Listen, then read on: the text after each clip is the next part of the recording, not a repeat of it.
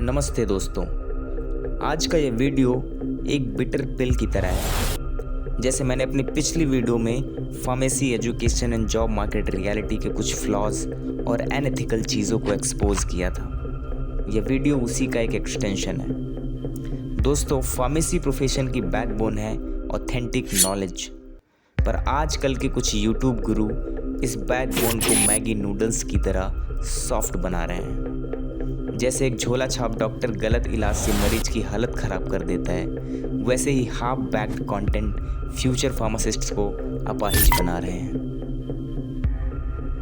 आज हम देखेंगे इन यूट्यूब टीचर्स का कंटेंट एक्चुअल में पैरासीटामॉल की तरह रिलायबल है या बस एक प्लेसिबो इफेक्ट की तरह है, जिसमें स्टूडेंट को सेटिस्फैक्शन तो मिल जा रहा है, लेकिन असल में वो कंटेंट एक डमी मेडिसिन की तरह है जिसका एक्चुअल में कोई इफेक्ट नहीं। तो चलिए दोस्तों, इनके लैब टेस्ट शुरू करते हैं। इसमें हम किसी भी एक टॉपिक पर टॉप 2 व्यूज़ वाले वीडियो को रेफरेंस में लेंगे। So topic number 1 is introduction to pharmacology, case number 1 from solution pharmacy. तो एक जगह से पूरी जगह में डिस्ट्रीब्यूट करेगी, लीवर में जाके मेटाबोलाइट करेगी ताकि वो एक्टिव मेटाबोलाइट में कन्वर्ट हो सके। स्टेटमेंट कहता है ड्रग का मेटाबॉलिज्म होता है ताकि वो एक्टिव मेटाबोलाइट में कन्वर्ट हो सकें, जबकि most of the drug metabolism के बाद इनएक्टिव हो जाते हैं। प्रोड्रग जैसे लीवोडोपा जो इनएक्टिव फॉर्म में लिए जाते हैं और मेटाबॉलिज्म के बाद एक्टिव मेटाबोलाइट डोपामिन बनाते हैं। कुछ एक्टिव ड्रग्स जैसे डायज़ेपाम भी मेटाबॉलिज्म के बाद एक्टिव मेटाबोलाइट डेसमिथाइल डायज़ेपाम प्रोड्यूस करती हैं, लेकिन ये बहुत ही लिमिटेड है। इन एक्सेप्शन को जनरलाइज करना स्टूडेंट के लिए कंफ्यूजिंग हो सकता है। दोस्तों, केस 2 फ्रॉम केरविल फार्मा। दोस्तों, ये स्टेटमेंट सुनिएगा। चीज़ों से मिलकर बना है यहाँ पे फार्माकोडायनेमिक्स प्लस फार्माकोकाइनेटिक्स। ये दो इस वर्ड के नहीं है, मतलब ये दो प्रोसेस है जिनसे मिलके हमारी कंप्लीट होती है फार्माकोलॉजी। और इनके हिसाब से फार्माकोकाइनेटिक और फार्माकोडायनेमिक्स से मिलकर बनता है फार्माकोलॉजी। ये स्टेटमेंट उतना ही गलत है जितना कि फार्मेसी पढ़ के आप डॉक्टर बन जाओगे। दोस्तों, ये कोई प्रोसेस नहीं बल्कि फार्माकोलॉजी की ब्रांचेज हैं, जिसमें एक ADME यानी दवा का सफ़र और दूसरा दवा के असर की बात करता है। ये बनेगी कि it is the branch of science, मतलब एक ये साइंस की ब्रांच ही है एक तरह से, which deal with the study of pharmacodynamics and pharmacokinetics. अब कहीं मैं कह रहा हूँ कि ड्रग्स के बारे में स्टडी है, कहीं मैं कह रहा हूँ कि फार्माकोडायनेमिक्स फार्माकोकाइनेटिक्स है, तो ये दोनों कंफ्यूजन वाली बात नहीं है। एक्चुअल में जो इनके अंदर हमारे टर्म आने वाले हैं वो हमारे ड्रग के ही टर्म हैं। किस तरह से, चलिए ड्रग की फॉर्म में एक डेफिनेशन देख लेते क्या होती है। अरे कहना क्या चाहते हो? स्टेटमेंट नंबर 2, कोई ड्रग आपने लिया, ठीक है फ्रेंड, और वो ड्रग आपने लिया और वो ड्रग अगर आखिरी में वापस नहीं जाएगा तो वो कुछ ना कुछ अपना इफेक्ट तो डालता ही रहेगा ना। कोई ड्रग आपने ली और अगर वो वापस बाहर नहीं जाती है तो कुछ ना कुछ अपना इफेक्ट तो डालता ही रहेगा। दोस्तों, यह अल्ट्रा लेवल की गलतफहमी है।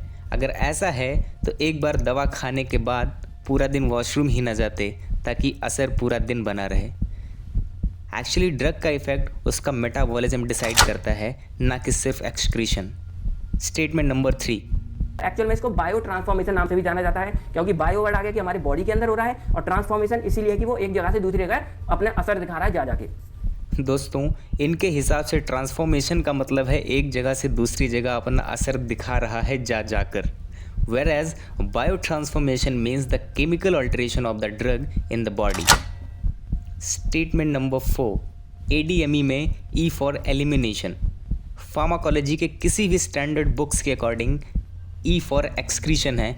एलिमिनेशन तो एंटायर प्रोसेस होता है जो मेटाबॉलिज्म प्लस एक्सक्रीशन मिलाकर कहते हैं। जैसे दिवाली की सफाई एलिमिनेशन में झाड़ू भी है और कूड़ा बाहर फेंकना भी। नेक्स्ट स्टेटमेंट को ज़रा ध्यान से सुनिएगा दोस्तों। आप देखिए ये डायग्राम है, तो इसमें हमारा ये वाला सिस्टम ही फंसेगा जाके, एक तरह से ऐसा ही होता है। तो इसी तरह से हमारे रिसेप्टर असेप्टर होते हैं, तो वो यहाँ पे सर में दर्द है, इसकी दवा है, तो वो यहीं पे जाके हमारे फंस जाएंगे। उस ड्रग के असेप्टर इस वाले जो हमारा प्रोटीन बाइंडिंग होगी सारे मिलने के बाद फिर यहाँ पे वो अपना क्या होगा, असर दिखाएगा। इसके बाद जो बचा हुआ फाइनल है वो हमारे ड्रग के माध्यम से और हमारे एक्सक्रीट हो जाता है फाइनली। अब कहाँ पे एक्सक्रीट होगा ये भी। दोस्तों, ये क्या मसाला मिक्सोलॉजी चल रही है। पहले आपने लॉक एंड की रिसेप्टर बाइंडिंग समझाई, जो कि इकलौता तरीका नहीं है ड्रग रिसेप्टर के बाइंडिंग का। फिर अचानक से प्रोटीन बाइंडिंग का तड़का लगा दिया और ड्रग का एक्सक्रीशन भी ड्रग के माध्यम से करवा दिया। अगर आप एक YouTube टीचर हैं तो लॉक एंड की की तरह अपने कंटेंट को भी स्पेसिफिक रखिए। रैंडमली कुछ भी बोलना और इररिलेवेंट एग्जाम्पल्स देना वैसा ही है जैसा मेरे फेवरेट क्रिकेटर अक्षय कुमार हैं। Topic number 2, receptor pharmacology. Case number 1 from solution pharmacy. मतलब ऐसे सारे एजेंट जो कि एगोनिस्ट को उसके स्पेसिफिक बाइंडिंग साइट पे बाइंड होने से रोक दें, उन्हें बाइंड ना होने दें, तो इन्हें हम कहते हैं एंटागोनिस्ट। और एंटागोनिस्ट एगोनिस्ट को रिसेप्टर पर बाइंड नहीं होने देता। यहाँ पर नॉन कॉम्पिटिटिव एंटागोनिस्ट को थोड़ा सा इग्नोर किया गया है, जैसे कीटामाइन जो एलोस्टेरिक साइट पे बाइंड होकर अपना इफेक्ट दिखाता है। केस नंबर 2 फ्रॉम केरवल फार्मा। दोस्तों, इनके हिसाब से पार्शियल एगोनिस्ट क्या है जरा सुनिएगा। फिट हो गया, जैसे अगर हम यहाँ पे एग्जांपल के लिए समझे तो लेट करो ये वाला हमारा इसमें फिट होगा, लेकिन अगर इसको देखें तो ये हमारा क्या करेगा, इतने एरिया को कवर करेगा। तो अगर ये एगोनिस्ट है उसकी जगह हम इसको दे रहे हैं, लेकिन ये हमारा क्या हो जाएगा फिर पार्शियल वाला। अगर हम इसको अटैच करें तो ये हमारा क्या हो जाएगा ऐसे, यानी कि इसने भी फुल अटैच नहीं किया, तो ये भी हमारे क्या हो जाएंगे, पार्शियल हो जाएंगे। Whereas partial agonist activates the receptor submaximally। मतलब अगर एगोनिस्ट का रिस्पॉन्स 1 है तो पार्शियल एगोनिस्ट का समवेयर बिटवीन 0 to 1 होगा। थोड़ा बाइंड होना या ज़्यादा बाइंड होना जैसा कॉन्सेप्ट बस एक मनगढ़ंत कहानी है दोस्तों। Statement number 2।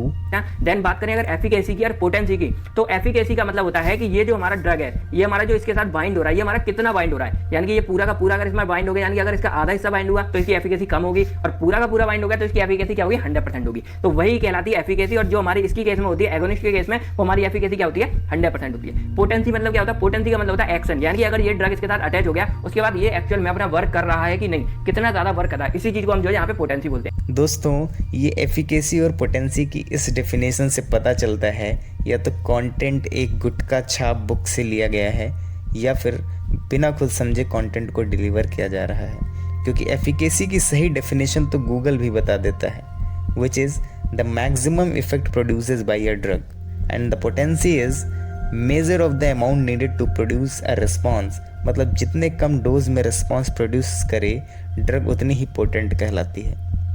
अब आप ही कमेंट में बताइए कि दोनों डेफिनेशन में कितना अंतर है और ऐसे कंटेंट का प्रभाव फार्मेसी स्टूडेंट पर क्या पड़ेगा। चलिए दोस्तों, अगला स्टेटमेंट देखते हैं। जो हमारा एंटागोनिस्ट होता है ये क्या करता है, एफिकेसी तो 100% है इसकी, यानी कि ये जहां जाके अटैच तो हो गया अच्छे से, लेकिन क्या करेगा, इसकी पोटेंसी 0 है। इसमें इन्होंने एंटागोनिस्ट को समझाते हुए कहा एफिकेसी तो 100% है लेकिन पोटेंसी 0%। ये सब सुनकर लगता है दोस्तों ये कोई जुगाड़ू साइंटिस्ट हैं जो जुगाड़ करके कॉन्सेप्ट्स बना रहे हैं। ऐसे कंटेंट फार्मेसी स्टूडेंट के लिए बुरे सपने जैसा है जो इनके करियर को कोमा में डाल देगा, क्योंकि एंटागोनिस्ट को 2 वर्ड में समझे तो the drug have affinity but no intrinsic activity called antagonist. दोस्तों, इस चैनल ने अपनी प्री फॉर्मुलेशन वाली वीडियो में हद ही कर दी। इन्होंने कहा प्री फॉर्मुलेशन जैसे मैगी बनाने के लिए आपको पता होता है, पहले मैगी को लोगे, फिर फाड़ोगे, बॉईल करोगे, देन मसाला डालोगे, फिर फ्राई करोगे, और ये सब आपको मैगी बनाने के पहले पता था, तो बस यही तो प्री फॉर्मुलेशन स्टडी है। ये सुन के मुझे अपने फार्मेसी के उस स्मार्ट क्लासमेट की याद आ गई जो बंसन बर्नर को स्टोव और पोर्सिलेन डिश को कटोरी बोलता था। भाई इजी एग्जाम्पल देना अच्छा है, लेकिन अगर मैगी के ही टर्म में सही एक्सप्लेनेशन की बात करें तो मैगी बनाने से पहले ये चेक करना नूडल्स कितनी देर में और कितना सॉफ्ट हो रहे हैं, same like drug solubility testing की वो डिसॉल्व कितना हो रही। मैगी मसाला और पनीर मसाला दोनों डालने पर कहीं स्वाद खराब तो नहीं हो जाएगा, as like drug compatibility testing in pre formulation. Maggi बनाकर कितनी देर रख सकते हैं कि खराब ना हो, जिसे प्री फॉर्मुलेशन स्टडी में स्टेबिलिटी टेस्टिंग कहते हैं, जिससे एक्सपायरी डेट का पता चलता है। Because pre formulation is the study of physical and chemical properties of drug, जिससे ड्रग का नेचर और कैरेक्टरिस्टिक्स जानकर डोजेस फॉर्म को अकॉर्डिंगली ऑप्टिमाइज किया जाता है।